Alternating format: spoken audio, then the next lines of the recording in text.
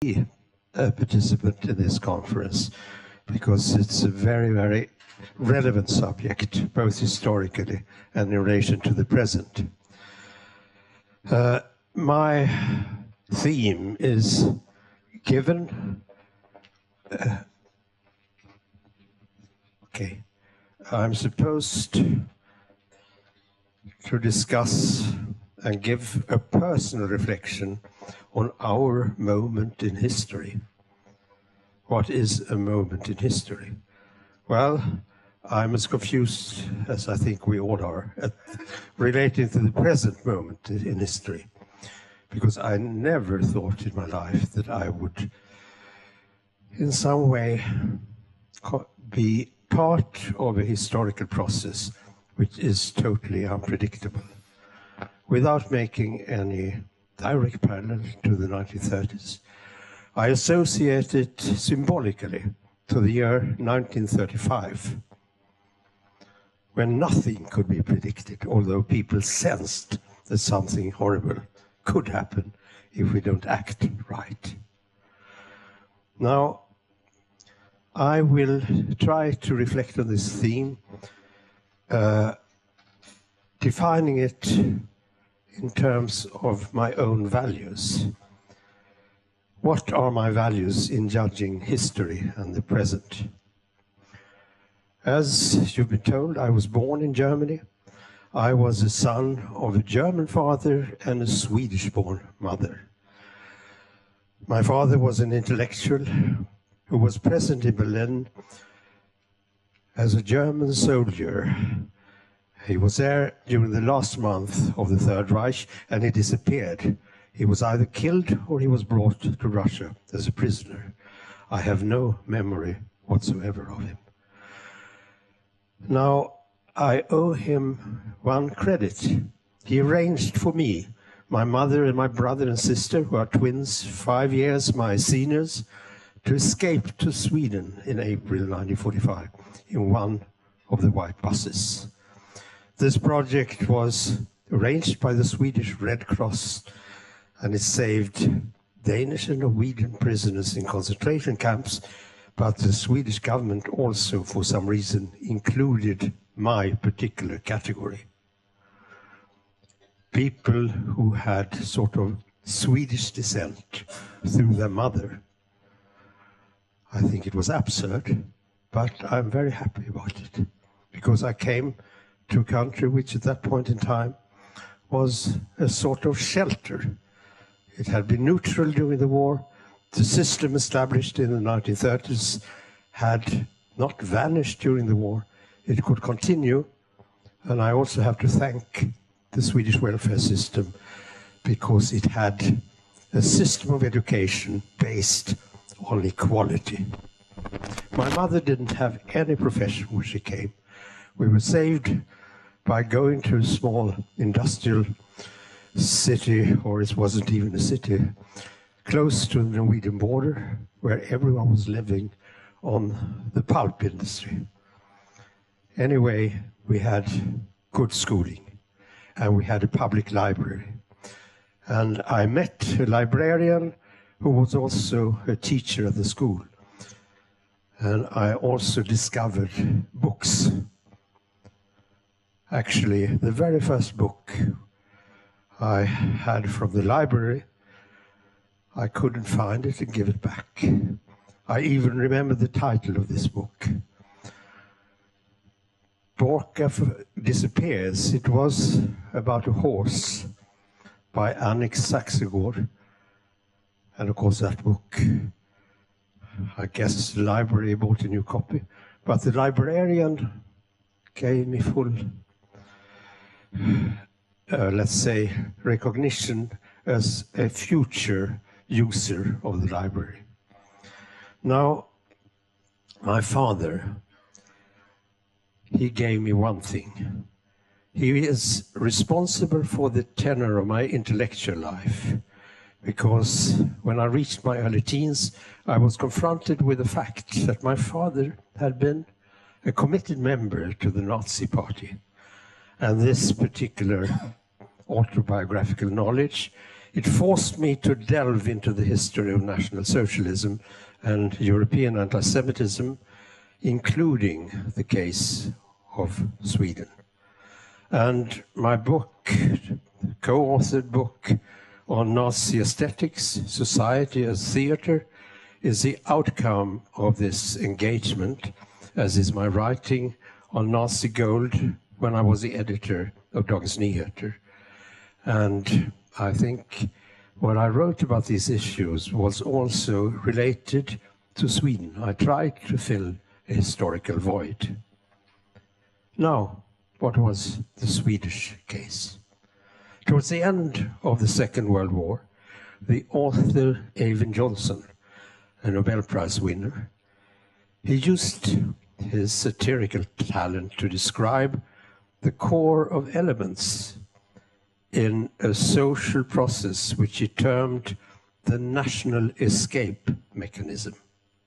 He related this to the Swedish case, but his description is certainly relevant to Europe in general. And I quote, "Swedish scientists as well as cultural personalities expressed their appreciation of Adolf Hitler's efforts. A Swedish literary professor fell in trance and began to roll the tongue when he experienced Hitler entering Vienna.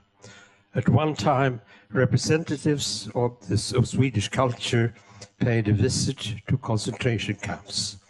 These gentlemen could later tell us that everything was almost as it should be, and the prisoners did not regret their new lodges, but they were pleased to be protected from the outside world."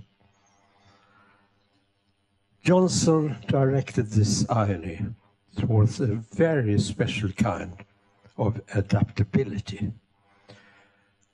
The fact that the Swedish establishment, including the wartime coalition government, only took a strong position when they realized that Germany was going to lose the war. Now, during my 16-year-long position as editor-in-chief at Sweden's largest morning daily, Dagens Nyheter, I tried to raise an issue which is related to the core of the controversy motivating this conference, the methods of looting during the Second World War. Homes, businesses, and valuables owned by Jews changed hands during the war. And my writing focused on the fact that looted German gold had been deposited in Swedish and Swiss bank vaults. I collaborated with a Swiss colleague, so we coordinated our knowledge about this issue. But I'll also give you a specific example of how this looting affected ordinary people. It's the Norwegian case. Norway had a very small Jewish minority. And Quisling, his name is infamous. It symbolizes betrayal in Norway. In an area of Oslo where Jews, to some extent, had their quarters, houses and apartments were emptied when the Jews were deported. And the Jews were deported not by the Germans, but by Norwegian police, because Quisling wanted it to be a Norwegian project, not a German project. What happened to these empty houses and the empty apartments during the war? People moved into them. All of a sudden, nice houses and apartments were available at a very low cost. And any one of us could have done that, because having a chance to get better quarters is, of course, very tempting to anyone. Now, what happened after the war? Nothing really was done about this until a Norwegian journalist in the 1990s started to delve into the story, confronting the new owners, to some extent, they were not the people who had originally moved into the empty houses, but still the houses and apartments had a history. And of course, that created a splash in Norway. But nothing was really done about repairing it until this story was picked up internationally. It became a major international topic, and the Norwegian government had to set up a special investigative commission. This is, to my mind, an illustration to the fact that history, which has basically in Europe been defined by national parameters, should never, ever be restricted to the national arena. Cross-border provocation is necessary in every case when it comes to how people in power, and I certainly not speak just of economic or political power, I refer to cultural and economic power as well. People use opportunities like this. And certainly the gold question was not just a matter of what the Swedish government did. The Wallenberg Group profited from it. They were never really confronted.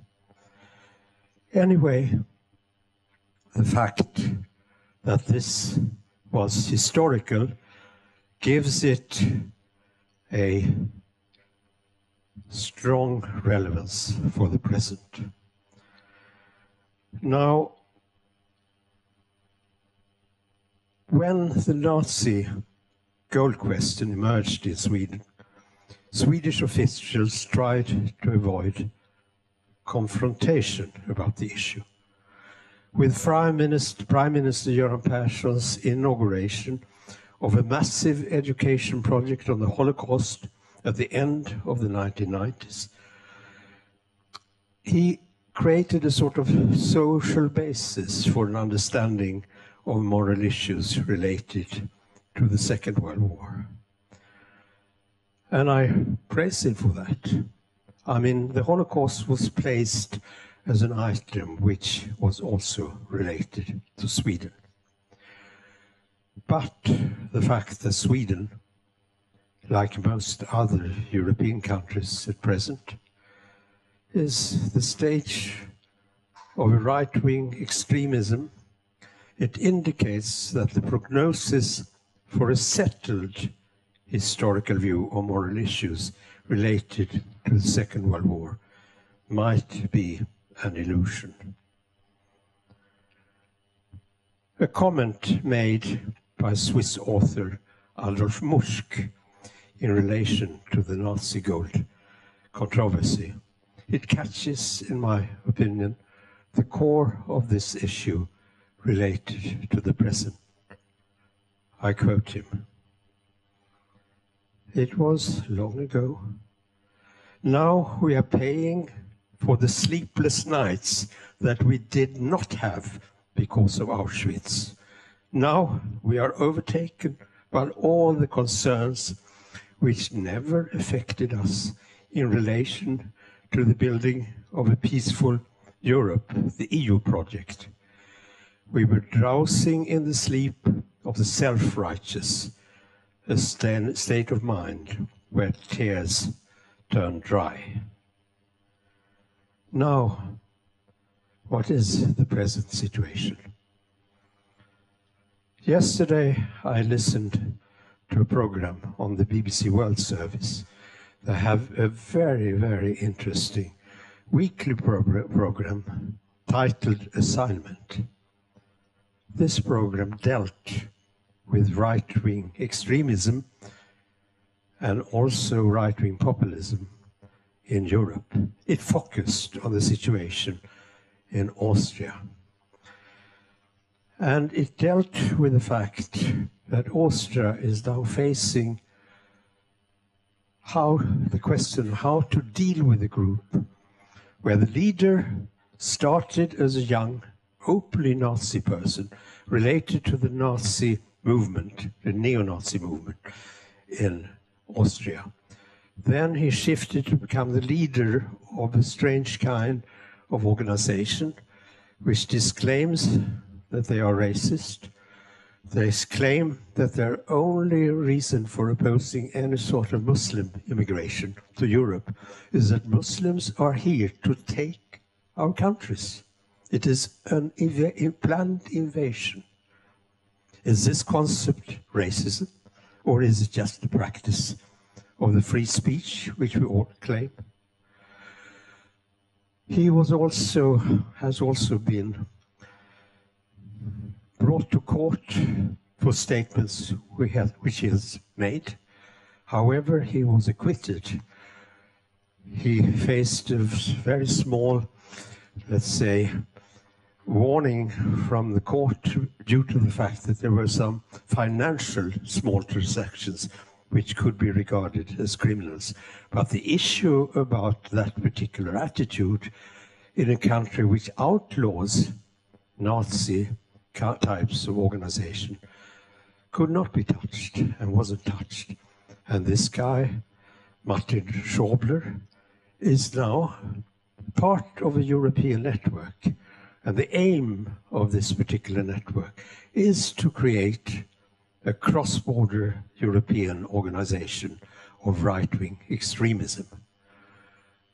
The right-wing populist movement in Europe has the aim of, in the next or the next after that European Parliament elections, reach 1/3 of the Parliament as a power base. And they have strong links also, the right-wing extremist movement in Europe, to the European white-only movement, the Ku Klux Klan. And when it comes to right-wing populism, Steve Bannon, who planned Trump's presidential campaign, which, as we know, succeeded, has been traveling around Europe to spread his message and to some extent, it seems, also organize financial support for the populist part of this revolt in Europe. His aim is to restore the nation state in Europe. There shouldn't be anything but nation states. Now,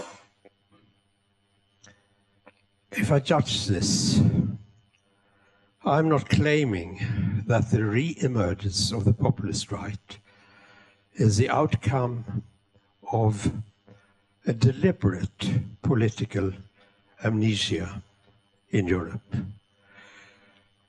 But the whitewash and leaving behind of important parts of history has prevented us in fully understanding the grounds for the emergence of extreme right-wing populist party. I think an element in this is economic. Peter Drucker, an Austrian-born economist who managed to, Jewish origin, who managed to escape to the United States. I met him in the mid-1930s when he was living in California. He published a book in 1938 titled The End of Economic Man. His target was the neoliberal utopia, that if you create a fully free economic system, everyone will act according to everyone's self-interest, and since you will create resources enough for everyone, everyone will be satisfied. Now, the argument and the perspective given by Peter Drucker was related to the fact that in Germany, which in fact had a Jewish minority which was the best integrated in Europe, in 1933 defined this particular minority as non-German in every sense, politically, economically, and culturally. How do you explain this? Drucker said, the problem with the liberal economic utopia is that it does not include the element of personal pride. If someone senses that his or her neighbor is more successful, you compare yourself. And when I now walk the street in Vasastan, Tomtebogatan, where I moved 30 years ago, I sense one particular difference, which is related to status, pride. Every second car on that street is either a Mercedes, a BMW, or an Audi. All of them are extraordinarily expensive cars. Why does someone who lives in Stockholm buy cars like that? I mean, it's absurd. But they do it because they compete with the next car. Which one is the best? And there is one Ferrari. He is on the top of the list. Anyway, this method of comparing, according to Drucker, was used by Hitler. He said, okay, you have a Jewish boss at your workplace, but you are his superior for racial grounds. You can spit at him. It doesn't matter if he has power, if he has a status, if he owns anything. You are superior. Now, is this just rubbish? You know who read Peter Drucker and was motivated by his analysis in judging what Germany and fascism was all about, and who has commented on Peter Drucker? Winston Churchill. He said, "This what gave me an understanding of what European fascism is really all about." Now, Sweden has had an intellectual center named Timbro, paid for by Swedish finance. Timbro has imported American think tanks thinking into Sweden. Why did they do this? They felt that the Social Democrats had been in power for too long.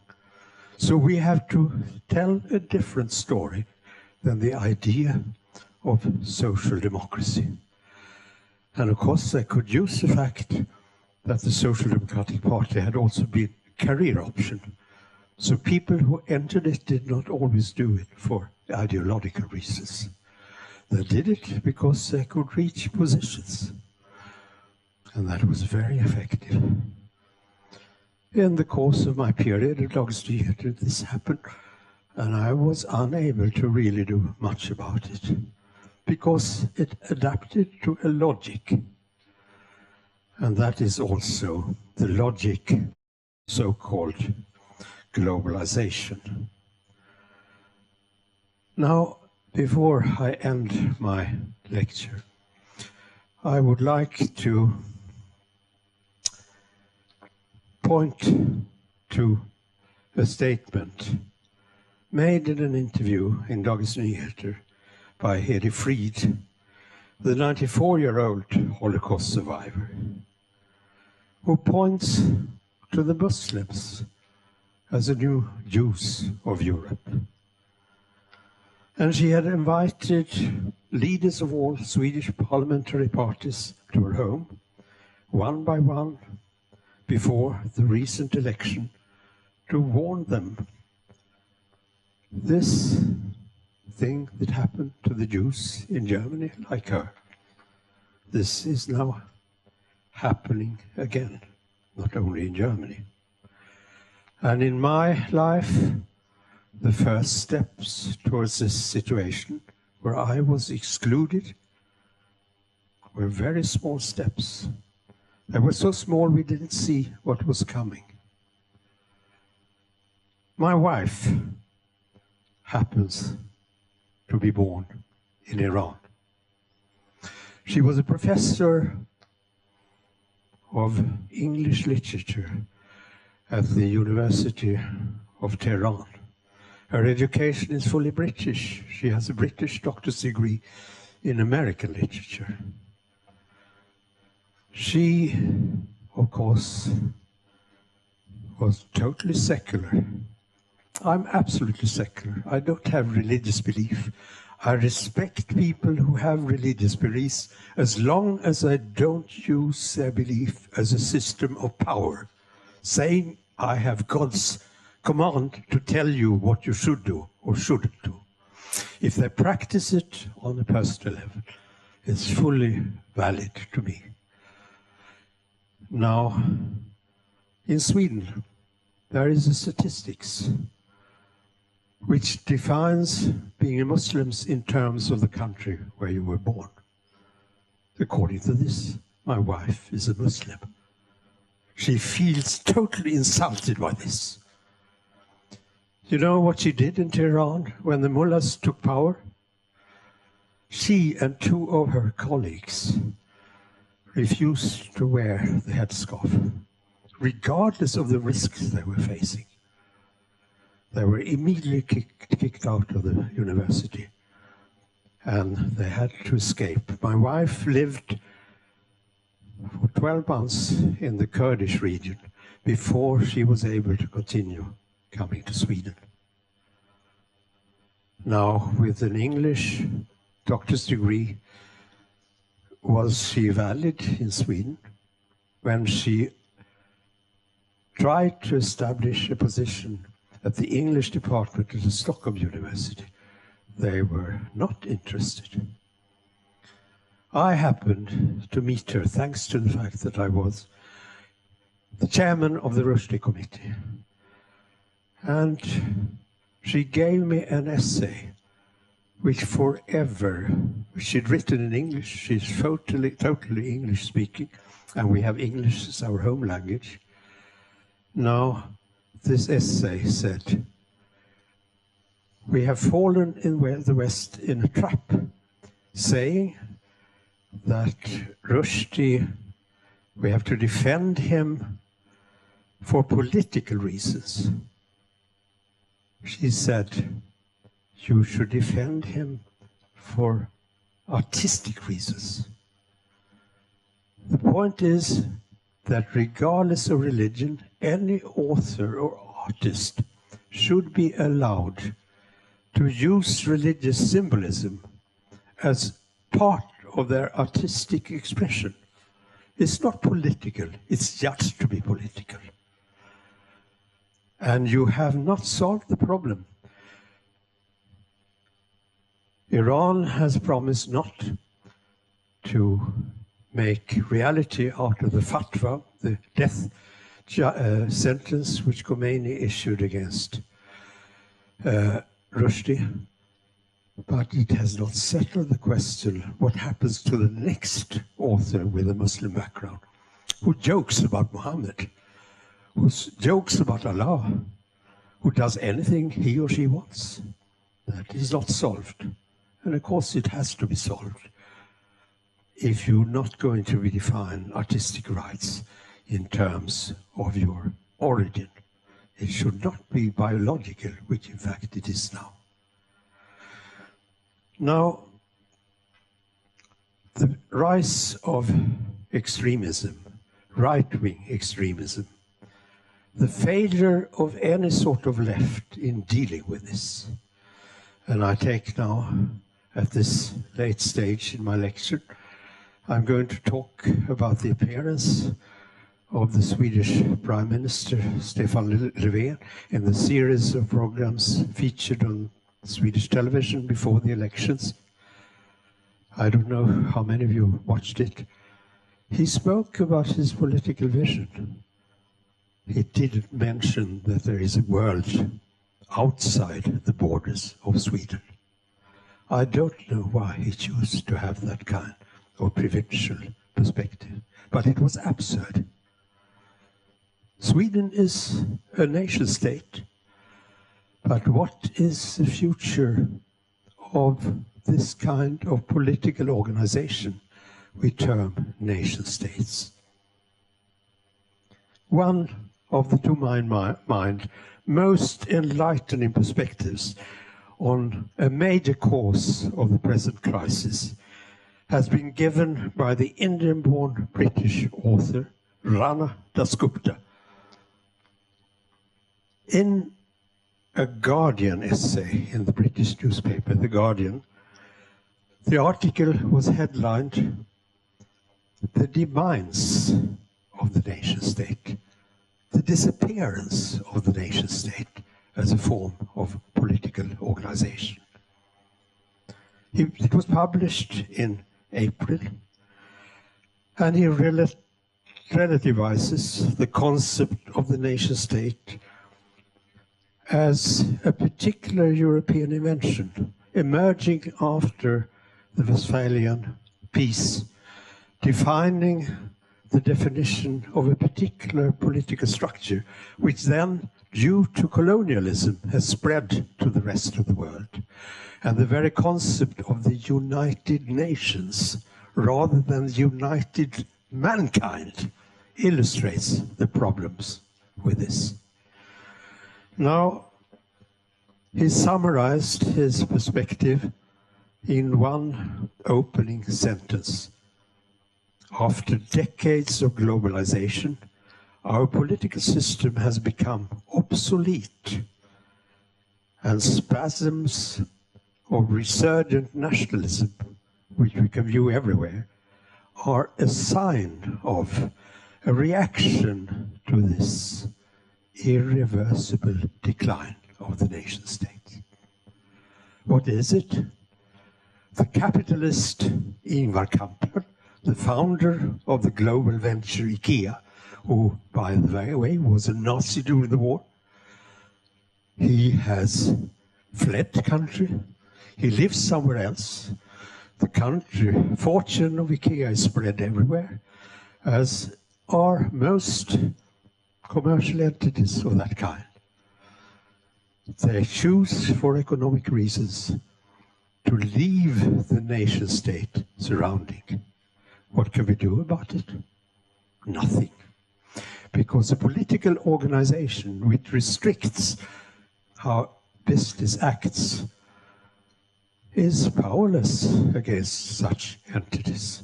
That is what Dasgupta deals with. Now, is Dasgupta right? The BBC World Service a week ago broadcast an hour-long discussion with Dasgupta and 3 experts on the global economy.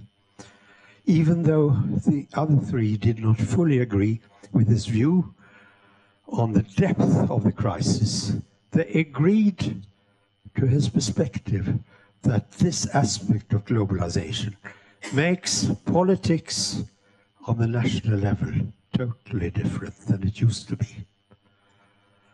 Now, where do we find a real cross-border discussion which is necessary in order to make settled history part of this particular moment in history? This discussion is certainly not present in Sweden. Thank you.